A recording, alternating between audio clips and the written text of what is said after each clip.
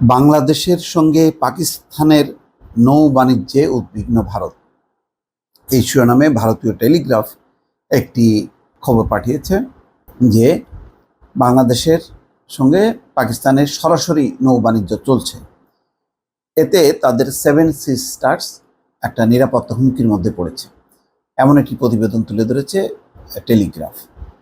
1971 সালের পর এই প্রথম কোনো পাকিস্তানি পণ্যবাহী জাহাজ সরাসরি বাংলাদেশের বন্দরে নোঙর করেছে।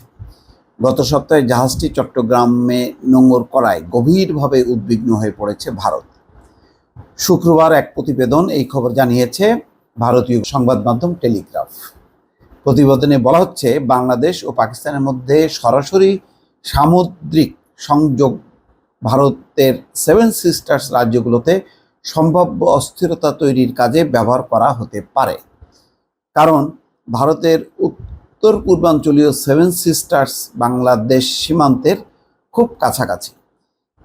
এই বক্তব্য থেকে বা এই প্রতিবেদন থেকে এটা বোঝা যায় যে ভারতের উদ্দেশ্য ছিল যে পাকিস্তানের সঙ্গে বাংলাদেশকে একদম বিচ্ছিন্ন করা।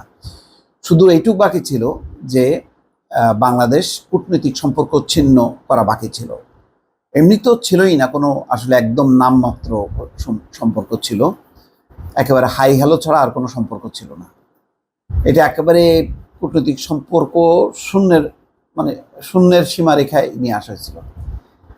ভারত কিন্তু তার মতন করে কূটনৈতিক সম্পর্ক ঠিকই চালু রেখেছে, তাদের যা বাণিজ্যিক লেনদেন কূটনৈতিক সম্পর্ক যেটা দরকার সেটা করেছে, কিন্তু তার কৌশল ছিল যাতে বাংলাদেশ বিচ্ছিন্ন হয়ে পড়ে পাকিস্তান থেকে। এখন বোঝা যাচ্ছে কেন। তার কারণ হচ্ছে, যদি বাণিজ্যিক সম্পর্ক থাকে বাংলাদেশের, তাহলে বাংলাদেশের জাহাজ যাবে পাকিস্তানে, পাকিস্তানের জাহাজ আসবে বাংলাদেশে, এবং তাদের সেই সেভেন সিস্টার্স নিয়ে তাদের যে টেনশন, সেই টেনশনটা তাদের বাড়বে। ভারতের নিরাপত্তা বাহিনীর এক কর্মকর্তার বরাত দিয়ে টেলিগ্রাফ জানিয়েছে, গত 5 দশকে বাংলাদেশের প্রধান 2 বন্দর চট্টগ্রাম ও মংলায় পাকিস্তান কোনো জায়গা পায়নি। তার মানে গত 5 দশকে এইভাবে বিচ্ছিন্ন রাখছে। সিঙ্গাপুর ও কলম্বোর মাধ্যমে দুদেশের বাণিজ্য হতো, তবে এখন পাকিস্তানি জাহাজ সরাসরি চট্টগ্রাম বন্দরে আসবে, ফলে পাকিস্তান থেকে চট্টগ্রামে নিষিদ্ধ জিনিস আসতে পারে, অর্থাৎ অস্ত্র, এটাই ইঙ্গিত করছে, যেগুলো সশস্ত্র গোষ্ঠীর হাতে যেতেও পারে। যেমন 2004 সালে পাকিস্তানের গোয়েন্দা সংস্থা 1500টি চাইনিজ অস্ত্র ট্রলারে করে আসামে বিচ্ছিন্নতাবাদী দল উলফার কাছে পাঠিয়েছিল, তবে সেগুলোর উলফার হাতে যাওয়ার আগেই জব্দ করা হয়। প্রতিবেদনে আরও দাবি করা হয়েছে, শেখ হাসিনার পতনের পর ক্ষমতায় আসা অন্তর্বর্তী সরকার পাকিস্তানের সঙ্গে বাণিজ্য কার্যক্রম বাড়াতে আগ্রহী, আর তাদের আশা সরাসরি সামুদ্রিক পথেই 2 দেশের মধ্যে বাণিজ্য বাড়বে। 2023 সালে বাংলাদেশ ও পাকিস্তানের মধ্যে বাণিজ্যের পরিমাণ $800 মিলিয়নেরও কম ছিল।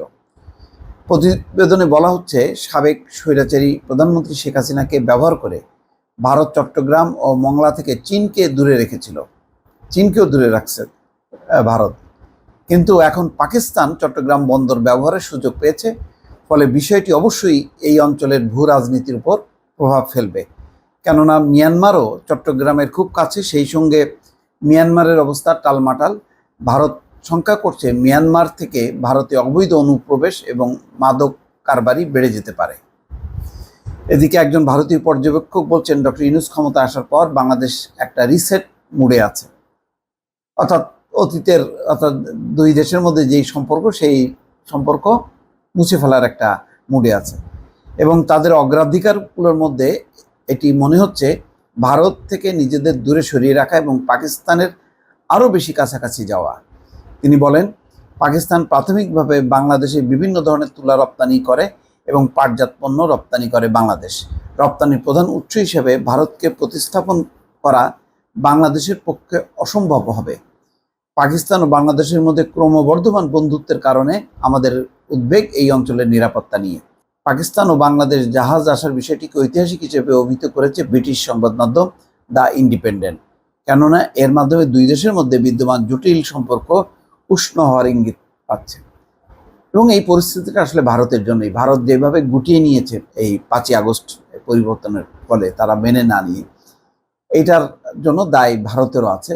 এটা শুধু দোষ দিলে হবে না যে ভারত সরে আসাতে পাকিস্তান ঢুকে পড়ছে, তা না, ভারত নিজের থেকেই গুটাই ফেলছে। বাংলাদেশ বলেনি যে তোমাদের সাথে আমাদের সম্পর্ক রাখবো না। দর্শক ভালো থাকবেন, আল্লাহ হাফেজ।